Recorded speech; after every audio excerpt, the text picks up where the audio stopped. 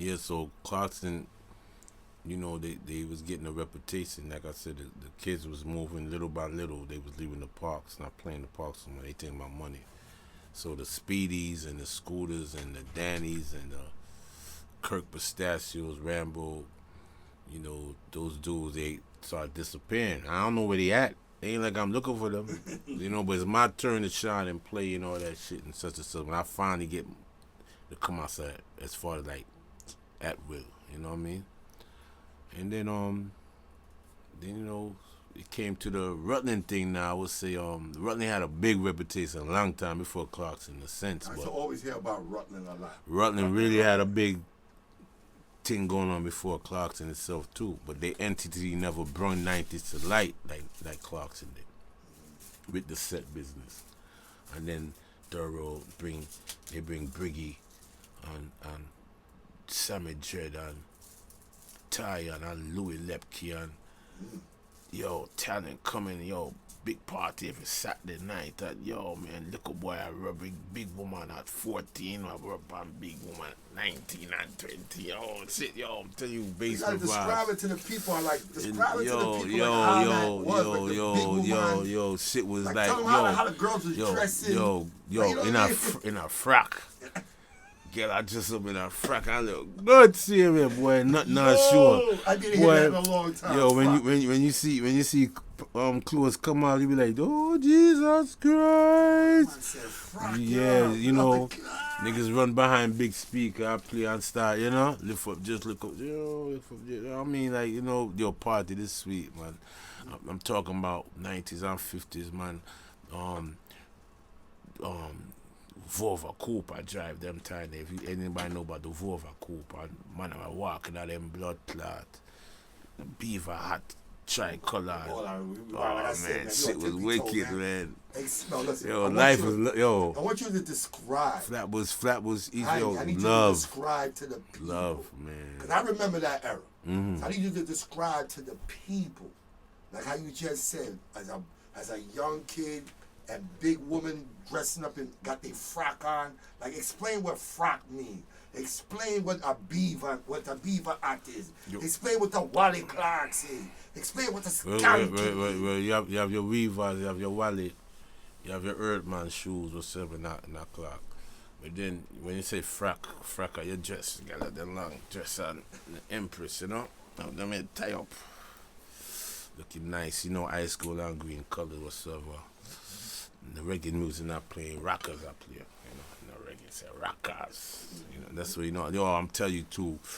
I mean, ain't like, you know, cause I'm you say American, all out American people getting used to the culture, you know, they start feeling the vibe whatsoever. So, you know, it starts spreading with love, you know what I mean? Or it start, yo, vibes, man, vibes. Parties are the wickedest, 52nd, red light parties, wind shopping, and Rutland, nice basement parties and shit. The 90s, 95th clocks and 96 clocks. And yeah, no. But Rutland, let me tell you something about Rutland too again. Motherfuckers say, yo, a couple times they say, yo, man, we don't want to go to Rutland go party, you know, because man, they say, yeah, you have to really know somebody if you go to Rutland. I say, yeah, turn up on, you know what I mean? In vibes with niggas. Why was that?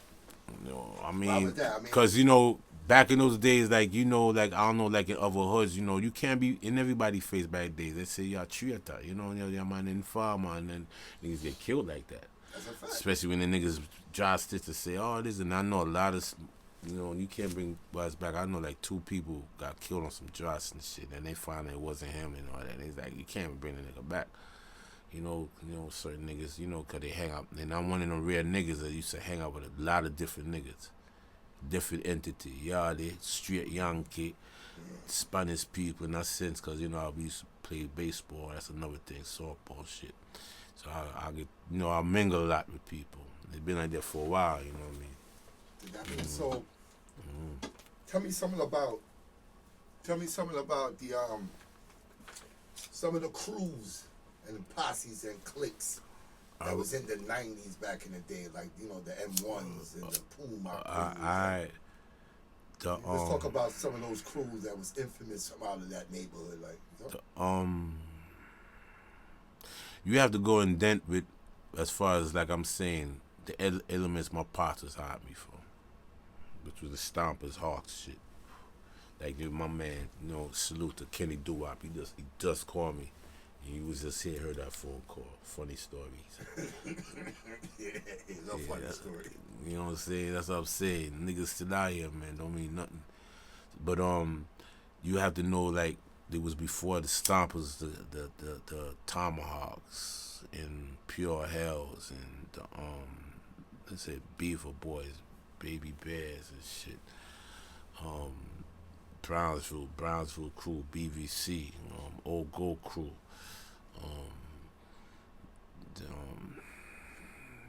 You start graduating from there. When I start coming out, it was heavy effect, Puma Boy Cat shit. Rutland Road crew. This RRC Rutland Road crew. Then this RRC Rutland Road Cats. People, that's the next thing, man. I know.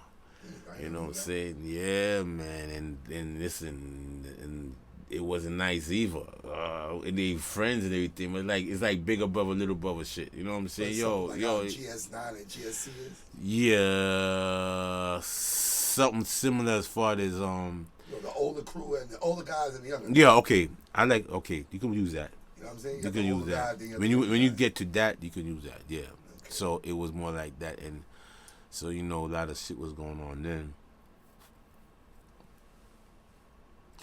I had certain dudes. I started learning about the conflicts as far as different neighborhoods, as far as 40s, 50s, 90s. There wasn't really no conflict with 90s Brownsville unless you go too far into Brownsville. Because 90s is right there next to Brownsville. I'm about to ask you that. I know Brownsville is right next to it. So it was more like, connection. How far the connection run, that's another thing. You know what I mean? Then you good. And my connection is running far in Brownsville. I'm in the project. They used to use all that shit. So, not to jump in. No, I'm not jumping. I'm not staying. Not correct. Me to jump in. As you just said that, and it came in my brain. It's like you said that Brownsville's right next to Brownsville, close to the 90s, and also the 50s. Right? Yeah, the church beside that want to hang on if you want to venture. So, but all right, when you talk about these two sides, like Brownsville in the 50s. How y'all got told, how y'all got cool with the Brownsville cats? How y'all end up intertwining with Brownsville cats? Cause when you say Brownsville, you saying really it's a lot of Americans. And when you say East Flatbush 90, you say it's more West Indian. And you talk about those times, correct. They wasn't intertwining. Correct. Cause it's all about, I ain't going to Flatbush because you want the bullet bob niggas. Yeah. And the bullet bob niggas say I ain't going to Brownsville too much Yankee. I got funny stories, man. You see the dread with his pass here?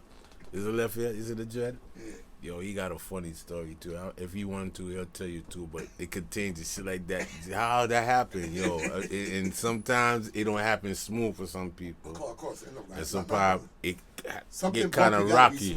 Yeah, it gotta get bumpy before it gets smooth. It can't be smooth. You know what I'm saying? All right, so I'll bust it like this. Here it go. Bust it out, man. Bust it. Okay, when it comes to the Brownsville thing, you have 90s. When you reach Rockaway Parkway, you have 90th Street. 98th Street, right after 9th Street is Brownsville. 98th Street, consider itself Brownsville. The 9 is in it, everything. 98th Street, consider itself Brownsville. Shout out to my man, the Wild Bunch. Support is real. They got some nice clothing. We advertising. Wild Bunch, like 98th Street, had their own crews and shit. So they had game rooms back in the days. And, Somers, as a school, people go to Somers from everywhere. Because Somers is right there that a Brownsville person can attend. 718 area code, 212 shit. And people who ain't going to my 11 can come to Somers.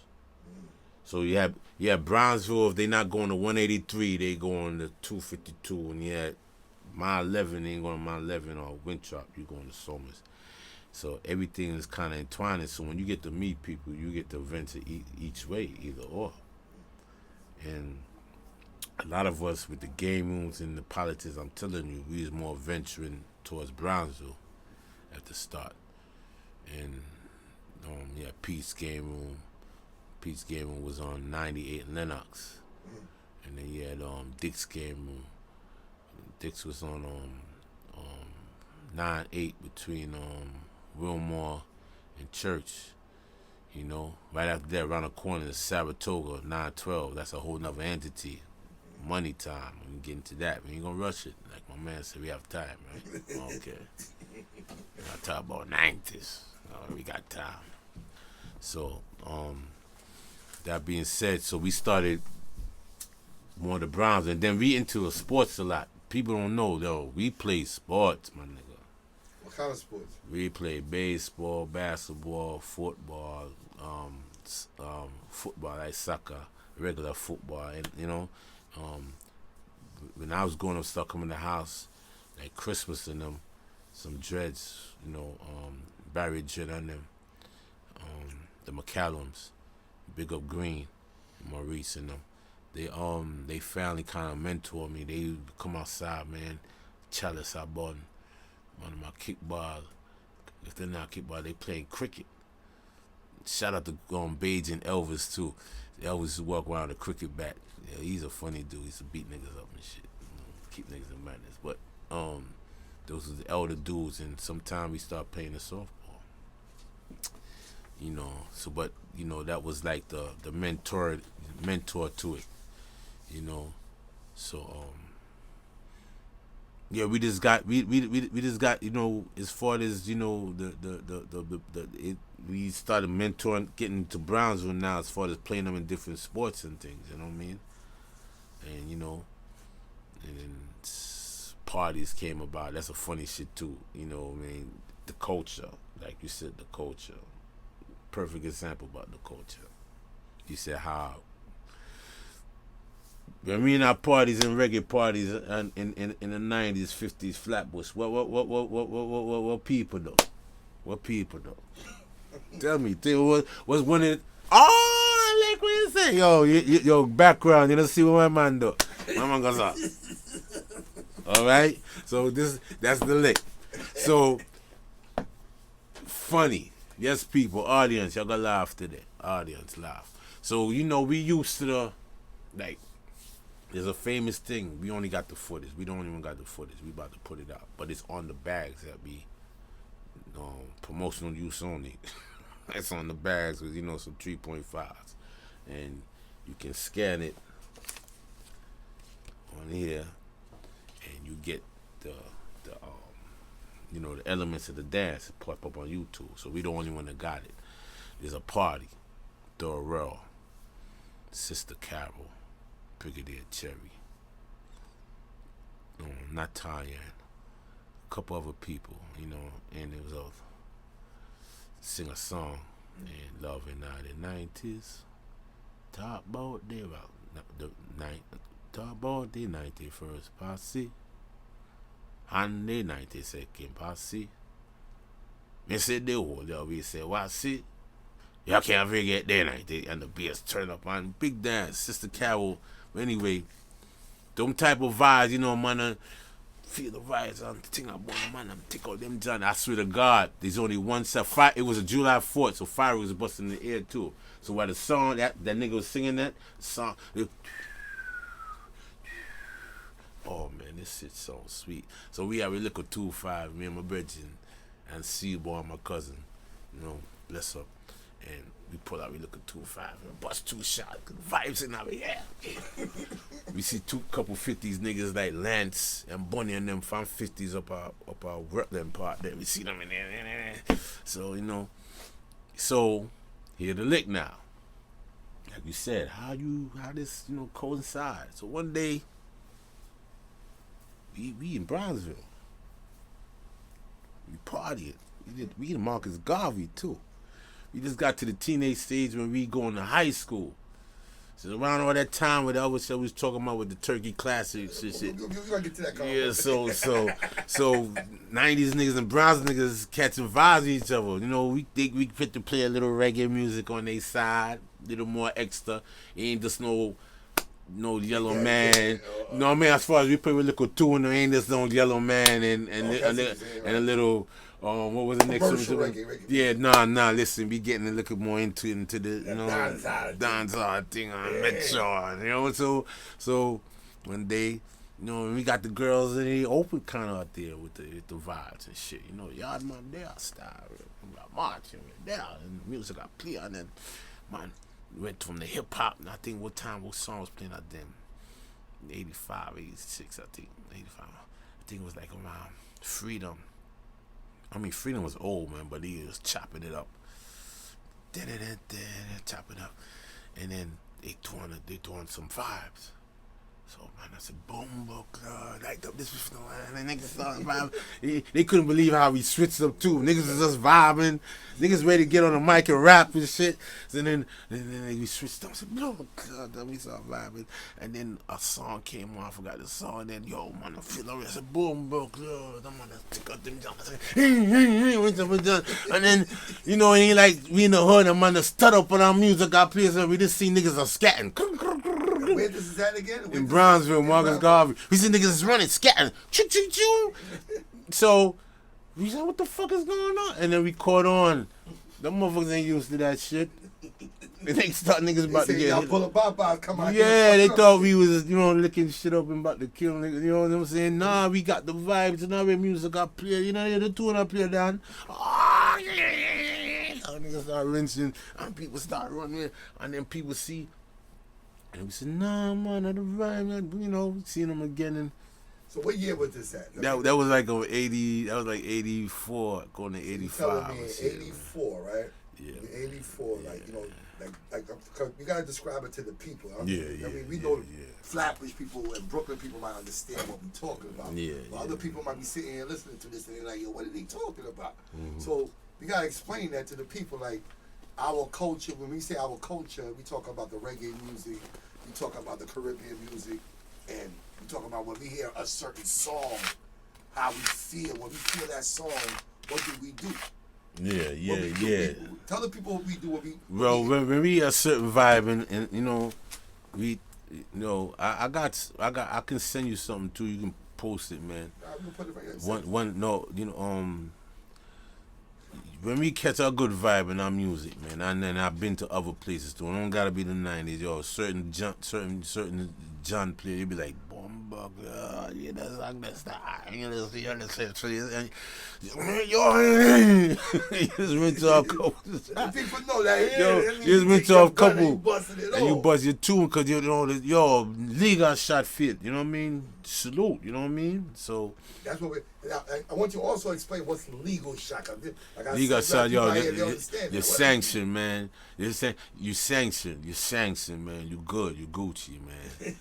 You're great, man. I got yo. Listen, one day, man, no friend. I'm in the background though. Mike Tyson came to the hood, man. He just finished box up some people. You know what I'm saying? Championship shit. He in a Rolls Royce. He in a Clarkson. He was schooling them niggas. So you know, niggas. You know, we outside, niggas bunning. And them times I was just getting, you know, I had ins and out with certain niggas, you know, for our personal shit, you know, and so that's kind of like good vibes getting back, you know what I'm saying? So I'm around, I'm in the scene, I'm seeing what's going on, you know. So Scooter pull up Tyson there, so nigga walk up to the car, see Scooter, say, yo, Scooter, and then he was with Tyson. He said, oh, yo, Tyson, that's Mike. Yo, nigga pull out the John one time. Hey, nigga, got my legal shuffle, Mike. Mike, like, oh, shit, yo, what the fuck going on, Mike? Ready to, like, you know what I'm saying?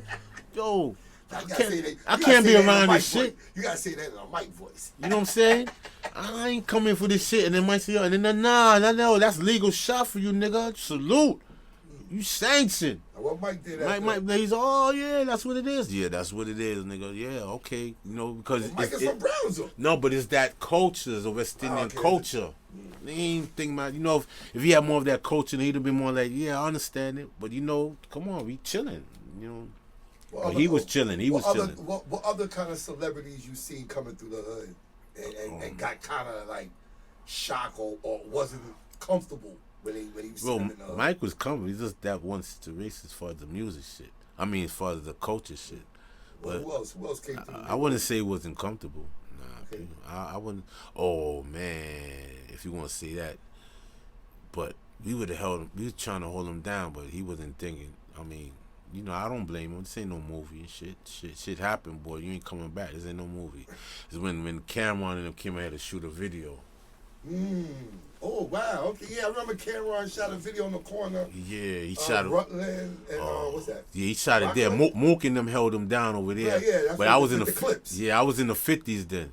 Okay, yeah, and I was holding the 50s. Like I do my thing all day in Clarks and 51st. You know, I had, and then they came to shoot part of the video in the 50s too, and a lot of lokes wasn't having it, man. And we said, nah, you good though. And some of them was like, nah, fuck it, let it happen. But you know, it was too much people out there. You can't trust shit. And I don't blame nobody. You know what I mean? You ain't no Superman. You know what I'm saying? What happened? They shot a couple scenes by Prestige Barbershop. You know, and then they pushed the rest in the 90s and shit, because over there niggas was holding it more down for him. They had more. Yeah, to me, you know what I'm saying. He had more feeling. So who's one of the guys you figure? Who's one of the guys that was holding him down from the neighborhood? What, in the 50s? Holding Cam down. Was in the 50s at that time? I think it was me and No Heart. Shout out to No Heart, original BMW. Okay. And when they shot the video on Rutland, was it It was Mook and them. It was Mook and them and shout out to Biggs, big homie shit.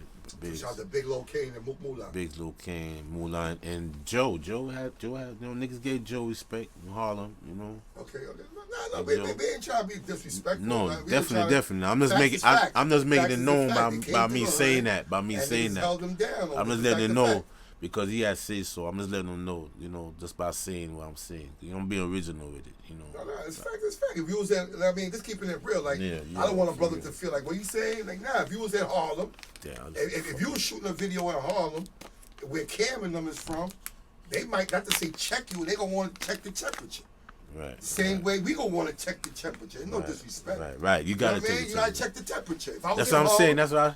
So I wouldn't say Cam was shook, Nelly was shook. They just did the right thing. And them times, I ain't know him like I know him now, but them times Steve was holding him down.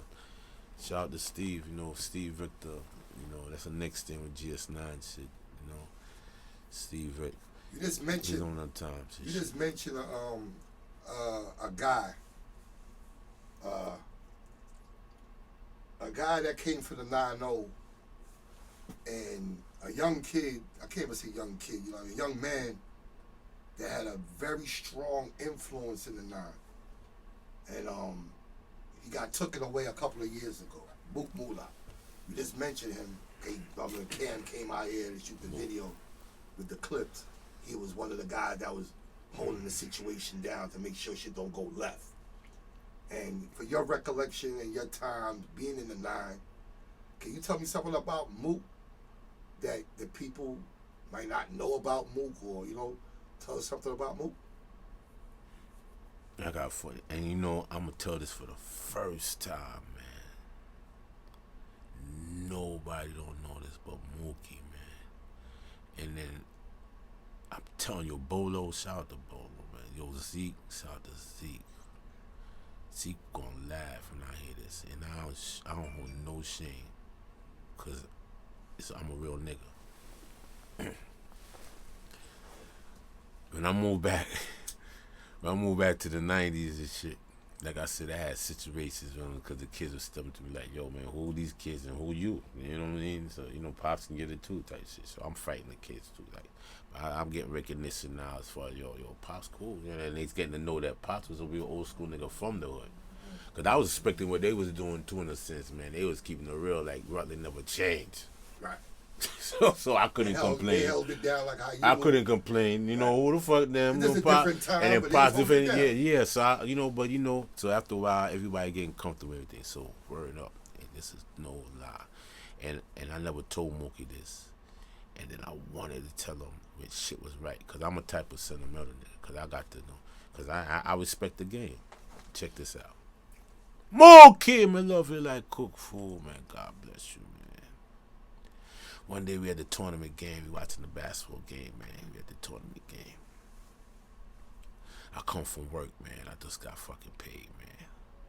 Chad needs some new sneakers, man. He gave him to go to the tournament. You know, he needs some sneakers. And I got enough money to buy this. Chad, who you talking about? We talking about Rowdy. You know what I mean? Hold up, before we go any further, I'm sitting down with HYMIE. I know that's my guy. He's my good friend of mine.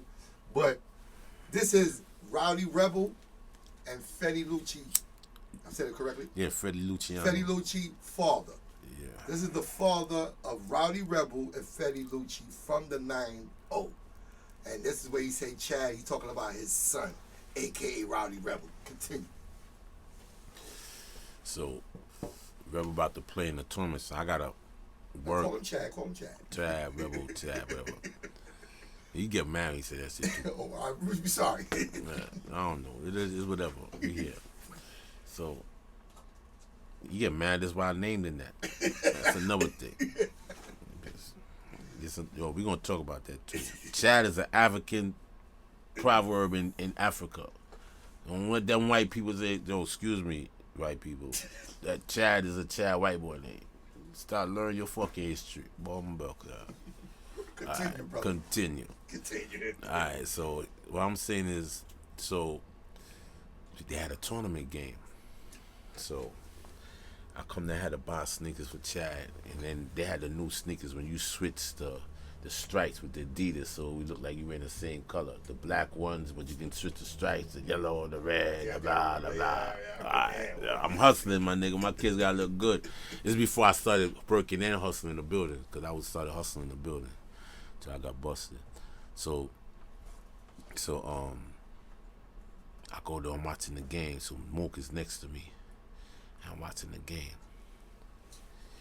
Yo, I dropped my wallet, or better yet, I dropped my wallet, or better yet, Mook pickpocketed me. And then Mook, as soon as he got the money, nigga went straight to the sneaker store to buy some sneakers. Now, mind you, I gotta buy some sneakers for this boy for the tournament, and he got wear for a school at the same time. Cause I'm not hustling no more. I just came from South Carolina, got a job. I'm doing 9 to 5 regular shit. So then I said, boom, but clear, I'm too money. So I'm vexed now. So I'm thinking, and I did think about Mookie. I said, yo, that nigga ain't that good for pickpocketing me, man. I had to drop and he ain't seen nothing.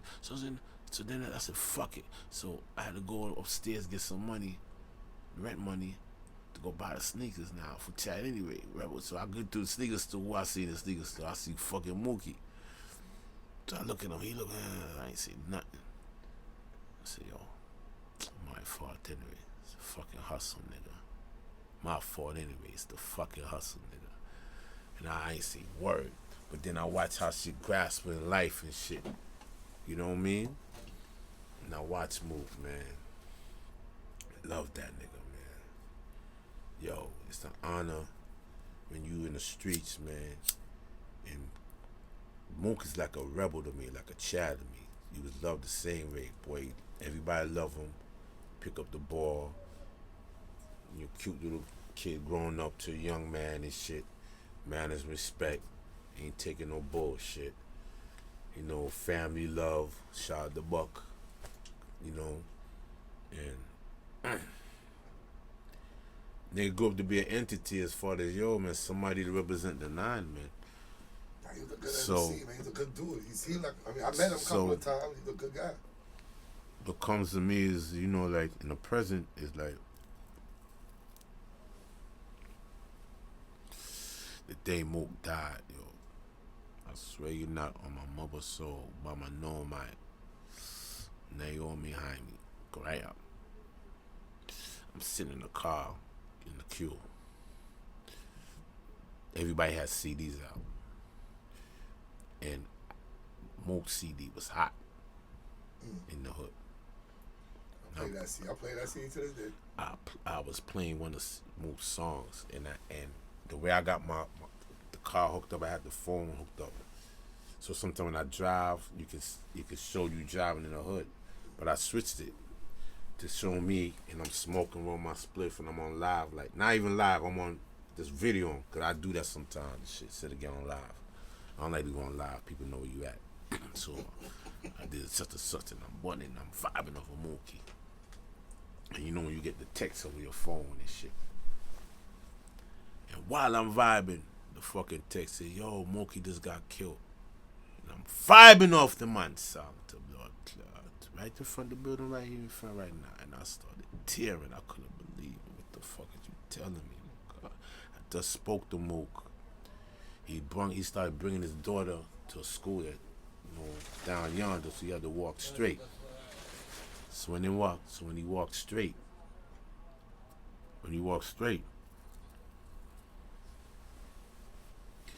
he see me, he said, yo, big homie, when I come up, I'm gonna holler at you. It was a week before Fetty had to come home from jail. Fetty was the first one to come home. So when Mook come back down, I said, yo, Mook, yo, big homie, peace him and everything.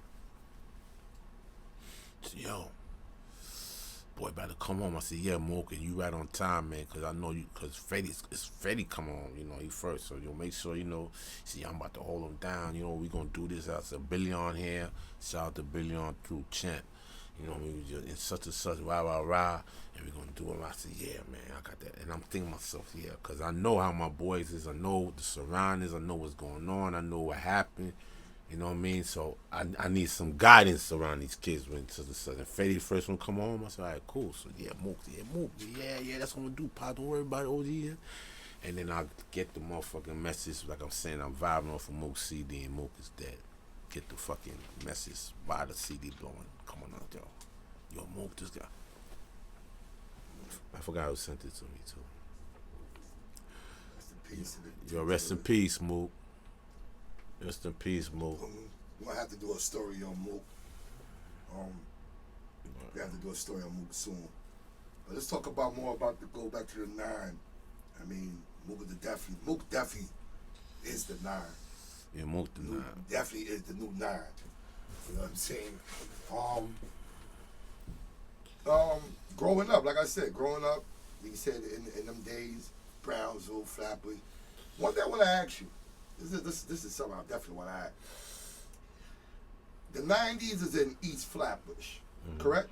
Correct. All right. Vanderveer is in Flatbush. Correct. Why is it that when you say Flatbush, East Flatbush, everybody consider it as one, you know what I mean? Like, they be like, yo, you going to the 90s is wicked. Go to Flatbush. The Vanderveer is wicked. Like, those are the two wickedest parts of Flatbush. You know what I'm saying?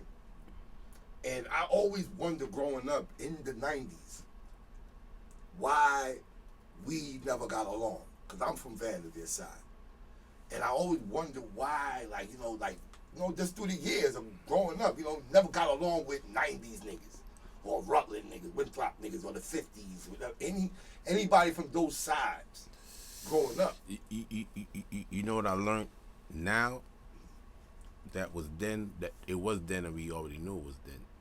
To the people in Flatbush, we are Flatbush, who know the connection of what's going on.